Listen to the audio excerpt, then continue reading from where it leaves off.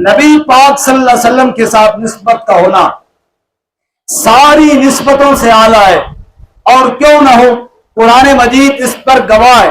اللہ تعالیٰ فرماتے ہیں لا اقسم بہذا البلد وانت حل بہذا البلد۔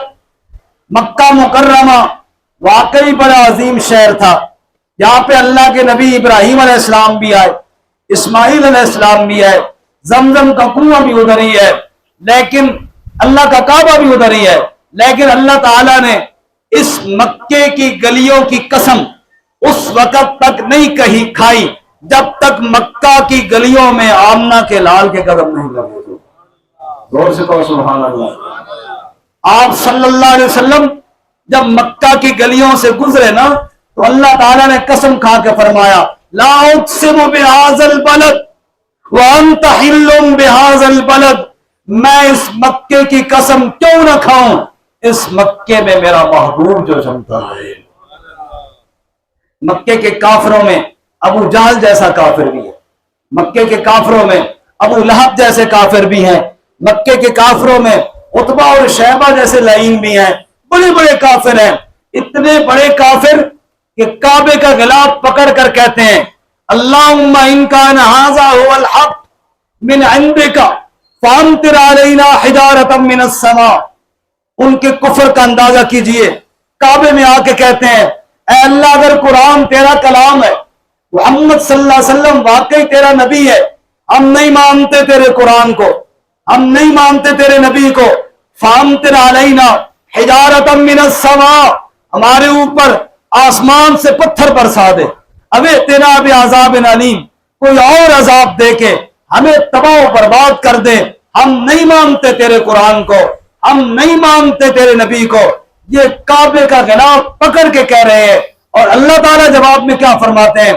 اللہ فرما رہے ہیں ما کان اللہ لیعذبہم وانت فیہم، پتھر کیوں برساؤں اس شہر میں جس شہر پہ میرا محبوب جو رہتا ہے، جس شہر میں میرا محبوب ہو اس شہر پہ میں اللہ پتھر نہیں برسایا کرتا۔ عرض کرنے کا مطلب یہ ہے میرے نبی کے ساتھ نسبت جس شہر کی ہو گئی وہ شہر عظمت پا گیا، میرے نبی کے ساتھ نسبت جن گلیوں کی ہو گئی وہ گلیاں عزتیں پا گئی۔ میں کون کون سی بات بتاؤں، میں کس کس بات کا تذکرہ کروں۔ میرے نبی مدینہ منورہ میں تشریف لائے، مسجد نبوی میں جمعے کا دن ہے، اب جیسے میں آپ کے سامنے خطبہ دے رہا ہوں، واز کر رہا ہوں، یہ لکڑی ہے جس کے اوپر میں نے ٹیک لگائی ہوئی ہے، اس لکڑی کے اوپر میں نے ٹیک لگائی ہے اور میں ہاتھ رکھ کے آپ کے سامنے بات کر رہا ہوں۔ ایک مسجد نبوی میں ستون تھا، کھجور کا تنا تھا، خشک تنا، وہ وہاں رکھ دیا گیا۔ آپ صلی اللہ علیہ وسلم خطبہ ارشاد فرماتے تھے، اس کے اوپر حضور یوں ٹیک لگاتے تھے، سامنے وہ لکڑی کا تنا، حضور صلی اللہ علیہ وسلم اس کے اوپر یوں ٹیک لگاتے اور کھڑے ہو کر خطبہ ارشاد فرماتے ہیں۔ اور کئی دن ایسے ہی گزر گئے، کئی مہینے گزر گئے، بلکہ حضور اسی لکڑی کے خشک تنے کے اوپر ٹیک لگا کے خطبہ ارشاد فرمایا کرتے تھے۔ ایک صحابی نے کہا یا رسول اللہ میں آپ کے لیے ممبر بناتا ہوں، تو میں ٹھیک ہے، اب توجہ کرنا، میری طرف دیکھنا نہیں۔ ممبر بن گیا، مسجد نبی میں آ کے رکھ دیا گیا۔ حضور جمعے والے دن تشریف لائے، راستے میں وہ ستون تھا جہاں اللہ کے نبی خطبہ ارشاد فرمایا کرتے تھے۔ حضور نے اس جگہ کو کراس کیا جہاں پہ وہ ستون تھا، آپ نے اس جگہ کو کیا کیا؟ کراس کیا اور ممبر کی جانب آگے بڑھے۔ حضور نے جب 4 قدم آگے بڑھائے نا اور اس کے پاس سے گزر گئے، پہلے ہر روز اسی کے اوپر رک کر حضور خطبہ ارشاد فرمایا کرتے تھے، دونوں ہاتھ رکھ کے ٹیک لگا لیا کرتے تھے۔ آج حضور نے قدم آگے بڑھائے اور آپ صلی اللہ علیہ وسلم آگے نکلے تو صحابہ کہتے ہیں وہ کھجور کا خشک تنا اس طرح دھاڑے مار مار کے رونے لگا جیسے بچہ کسی ماں کی جدائی پہ دھاڑے مار مار کے روتا ہے۔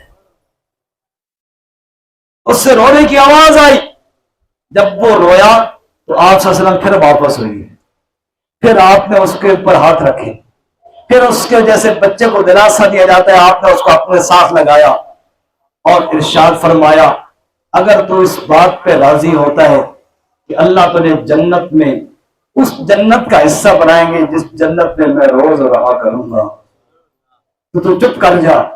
وہ ستون کا تنا سسکیاں لیتا لیتا خاموش ہو گیا۔ میرے بھائی، میرے نبی کی نسبت کوئی معمولی نسبت ہے؟ آج اس امتی کو کیا ہو گیا؟ یہ باقی اپنا تعارف تو کرواتا ہے، میں پنجابی ہوں، میں پٹھان ہوں، میں بلوچی ہوں، میں سندھی ہوں، میں کشمیری ہوں، میں فلاں اور میں فلاں ہوں۔ یہ کیوں نہیں کہتا کہ میں محمد عربی صلی اللہ علیہ وسلم کا غلام ہوں؟ صحابہ کرام تو جنگل میں جا کر یہ کہتے تھے، اے جنگل کے درندوں، یا معاشر الوحوش، اے وحشی جانوروں، اے جنگل کے سانپ اور جنگل کے بچھو، ہم عام مسافر نہیں، نحن من خدام رسول اللہ، ہم رسول اللہ صلی اللہ علیہ وسلم کے غلام ہیں۔ آج رات جنگل خالی کرو، محمد کے غلاموں نے رات گزارنی ہے۔ وہ نسبت یہ دکھاتے تھے کہ ہم عام لوگ نہیں ہیں، ہم محمد عربی صلی اللہ علیہ وسلم کے غلام ہیں، اور اس نسبت کی وجہ سے جنگل کے درندے بھی ان کا حیا کرتے تھے۔ آج میرے امتی اور آج نبی کے امتی اور میرے مسلمان بھائی کو کیا ہو گیا ہے؟ نبی کی نسبت دکھانے سے شرماتا ہے۔ ربیع الاول میں نعرہ لگا لے گا، جھنڈا بھی لگا لے گا، لیکن نبی کی نسبت چہرے پہ سجانے سے شرماتا ہے۔ اگر ایسی مجلس میں چلا جائے جہاں پہ نبی کی سنت کے خلاف ہو رہا ہے، یہ بھی شرماتا ہے کہ یار میں نے یہ کیوں داڑھی ٹوپی، یہ میں نے کیوں نبی کا حلیہ بنایا ہوا ہے، یہ بھی چھپاتا ہے، یہ شرماتا ہے نبی کی نسبت پہ، حالانکہ اسے فخر کرنا چاہیے۔ آخری بات عرض کروں، نبی پاک کا صحابی ہے حضرت حذیفہ بن یمان رضی اللہ تعالیٰ عنہ، ایک ایسے دسترخوان پہ بیٹھا ہے جہاں دنیا کے وڈیرے کافر بھی ہیں، دنیا کے بادشاہ بیٹھے ہوئی ہیں، ان کے وزیر بیٹھے ہیں، مشیر بیٹھے ہیں، سارے بڑے لوگ بیٹھے ہیں، دسترخوان پہ لقمہ نیچے گرتا ہے۔ میرے نبی نے فرمایا دسترخوان پہ لقمہ گر جائے اٹھا کے صاف کر کے کھا لو، شیطان کے لیے مت چھوڑو اس کو۔ حذیفہ بن یمان کا لقمہ گر جاتا ہے، یہ اٹھانے کے لیے ہاتھ بڑھاتے ہیں، دوسرے ساتھی نے کونی مار کر روکا، رہنے دے، یہ کافر مذاق اڑائیں گے، مسلمان اتنے بھوکے ہیں نیچے سے لقمہ اٹھا کے کھاتے ہیں۔ حضرت حذیفہ کیا فرماتے ہیں؟ آترو کو سنت حبیبی، آترو کو سنت حبیبی لہؤلاء الحمقاء، کیا میں دنیا دار بے وقوفوں کو دیکھ کر اپنے پیارے نبی کی سنت کو چھوڑ دوں؟ میں مر سکتا ہوں، نبی کی سنت کو نہیں چھوڑ سکتا۔ آج ہمیں بھی بجائے اس کے کہ دیگر خوشیاں ہم منائیں، آج یہ عزم کریں میں بھی اور آپ بھی کہ ہم محمد عربی صلی اللہ علیہ وسلم کی سنت کو سجائیں گے انشاءاللہ انشاءاللہ انشاءاللہ۔ ہمارے ایک ساتھی تھے طالب علم، ربیع الاول کا مہینہ آیا تو پگڑی باندھنا شروع کر دی، پہلے نہیں باندھتے تھے۔ میں نے کہا خیر ہو بھائی، آج کل تو پگڑی باندھنی شروع کر دی ہے۔ اس نے کہا میں نے عزم کیا ہے کہ میں نبی پاک صلی اللہ علیہ وسلم کی محبت کا اظہار ایک ایک سنت روزانہ اپناؤں گا اور کروں گا، اور پتہ چلے گا کہ نبی پاک کا غلام ہے۔ تو اس ربیع الاول میں گزارش کرتا ہوں آپ سے بھی، ہر سننے والے سے بھی، کہ بھائی دیکھو زندگی کا کوئی پتہ نہیں ہے، نبی پاک صلی اللہ علیہ وسلم کی محبت میں نبی پاک صلی اللہ علیہ وسلم کی سنت ہے داڑھی، اور صرف ہمارے نبی کی نہیں باقی انبیاء کی بھی سنت ہے، اور نبی صلی اللہ علیہ وسلم کا اس پر واضح ارشاد بھی ہے اوفوا اللحیٰ، داڑھیوں کو بڑھاؤ۔ آج ہم یہ عزم کریں ربیع الاول کے مہینے کی ابتدا میں، کون میرا بھائی ہے جو ارادہ کرتا ہے کہ انشاءاللہ میں داڑھی سجاؤں گا جی؟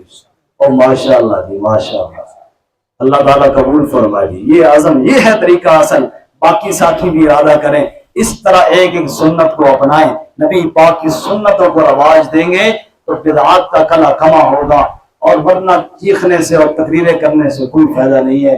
اللہ تعالیٰ ہم سب کو عمل کی توفیق عطا فرمائے۔ وآخر دعوانا ان الحمد